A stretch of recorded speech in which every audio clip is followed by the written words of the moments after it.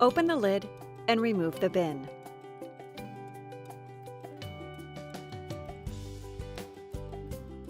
Lift the bin filter door and remove the filter. Press the bin release button to open the bottom door. Rinse the bin with warm water.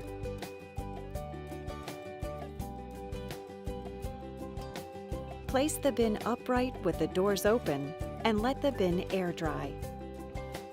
When the bin is completely dry, close the bottom lid. Place the filter into the bin, ensuring it snaps into place. Place the bin back into the robot vacuum and close the lid.